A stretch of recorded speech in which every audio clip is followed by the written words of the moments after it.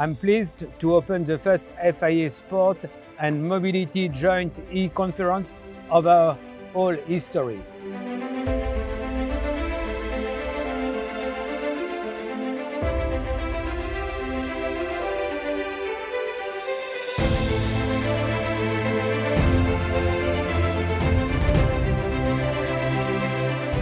Moving forward, it seems to me, and I'm talking on behalf of motorsport, we've always embraced safety.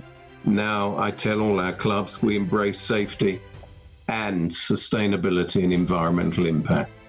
There is a lot to be done in terms of education there, where mobility clubs and sporting clubs certainly can play a role, because we cannot become carbon neutral, zero emission by 2050 if we are not changing our habits. We are working in order to provide a comprehensive environmental strategy to achieve sustainable motorsports and sustainable mobility for all. We will not be able to engage young people if we ignore the environment. This is why I am very pleased that FIA is addressing sustainability and climate change.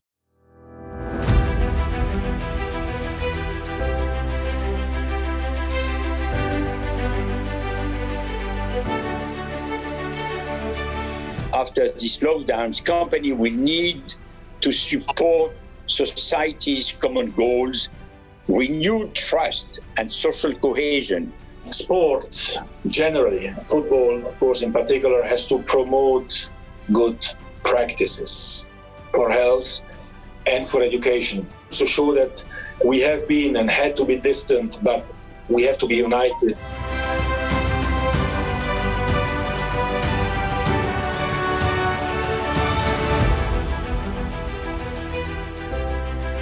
There's a clear role, in my view now, for strong international federations. Governments must be told that we have solutions and answers confidently to restarting sport. I think we're in a very strong period of cooperation between the FIA, Formula One and the teams. The situation around the world is changing every day. The FIA medical experts and medical group, we've been able to put together a credible and high quality approach on that side of things. We've worked under Professor Gerard Sayon's leadership, and that's allowed us to make this adaptation to be able to overcome the challenges of the pandemic. What works out for us is a very, very strong organization to make sure with a, let's say, military-like logistic that nothing goes wrong when it comes down to the health. If ASNs are able to get across what has been provided by the FIA or could provide great support, there's no doubt that we need heroes, we need big events, we need the profile of the events. But what keeps our sport going on a day-to-day basis are the 1,000 lower level sporting events from state level down, taking care not to underestimate the power of grassroots. For us, it's a pyramid that really needs a strong base.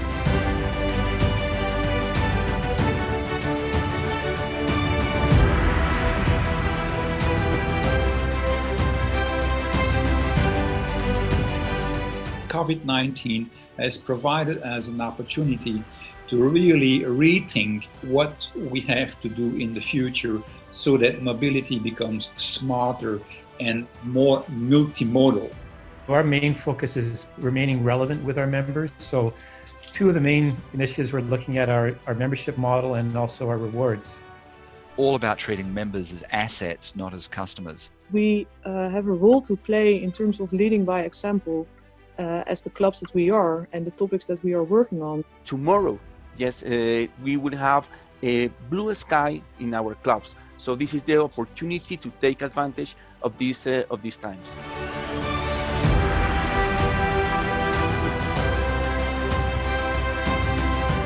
We are together, remotely, but together. Our federation has been committed to fighting the epidemic through many initiatives, such as the online and free Stay Tuned program, the Mobility Worldwide program, or the important Sports Club Solidarity program. We are here for our clubs, ASN and ACN, in order to build a brighter future together.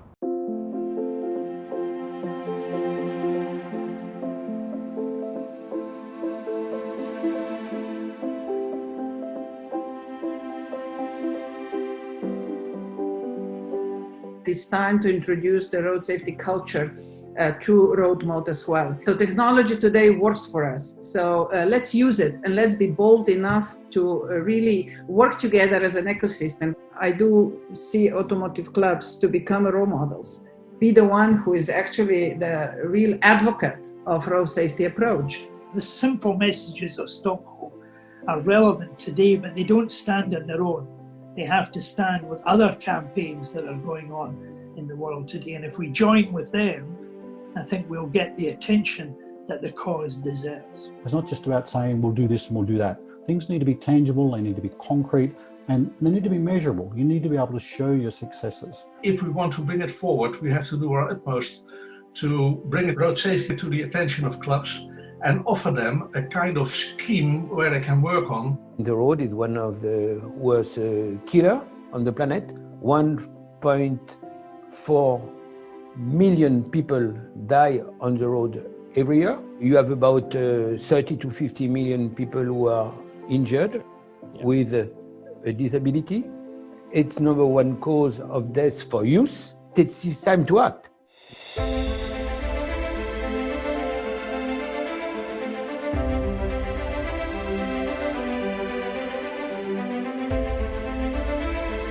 Automobile creates the largest mobility benefit in the EU only, and it provides freedom of choice and happiness to the users. We are on the verge of a transformation in this sector.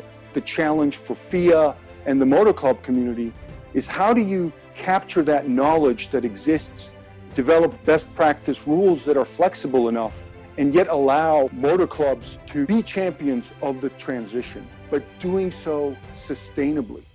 Harmonization, for example, of rules and regulations in this case is fundamental to make sure that borders will be open again as soon as the crisis is over.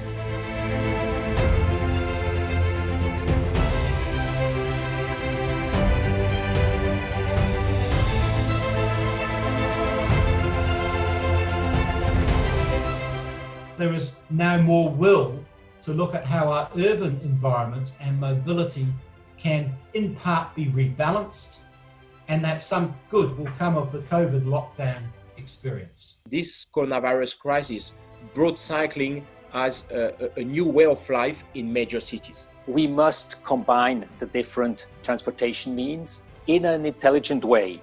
It's not the choice good transportation means versus bad transportation means. It's a question, what fits best a given situation?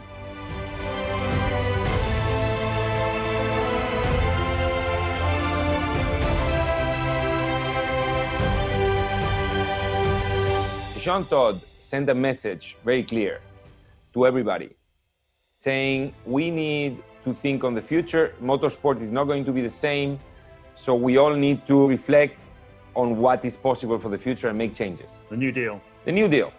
Our business model is based on sponsorship. A sponsorship basically means companies associating with your values. We had the idea to stick together, not only the drivers, also the manufacturers, the sponsors, promoters. We now have this auction running, as you mentioned. The partner in that's RM Sotheby's. And of course, the beneficiary is the IFRC. You are adding a new memories, not only the memories of the winning the race or winning the trophies, but also the memories of actually saving lives.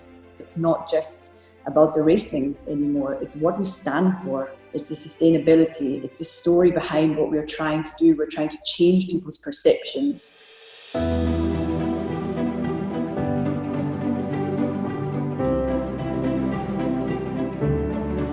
Together with the FIA and the Women in Motorsport Commission, we had to make sure that we made the sport more accessible and making sure that the sport as a whole is more diverse.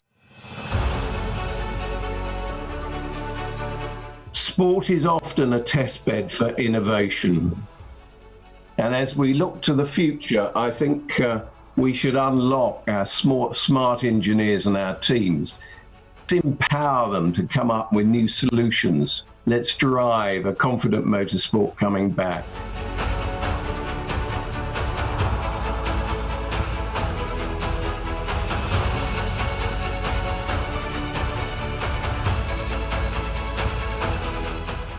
it's, you know, the whole sim racing has been a fun experience, really, because it just gave us the opportunity to drive against many other different racing drivers, which we've not really competed against in real life. These guys are teaching us how to drive in the virtual world. So there's no reason why these guys can't be able to drive the simulators that we have in our factories at such a high level. It would be up to the ASN to develop it in their own countries and make sure that the sim racing is not considered as a game anymore, but as a real sport. What we have with esports is the true potential to have a fair competition. Le Mans Virtual is probably the absolute highlight for me, I think.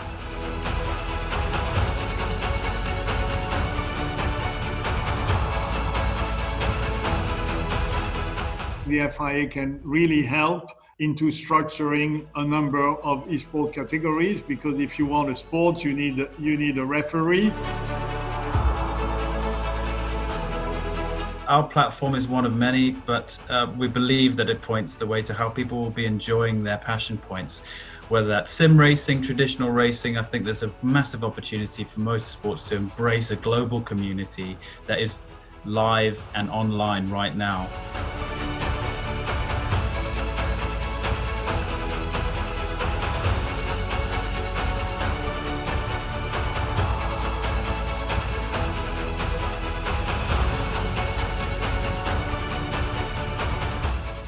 Here has an extremely important message.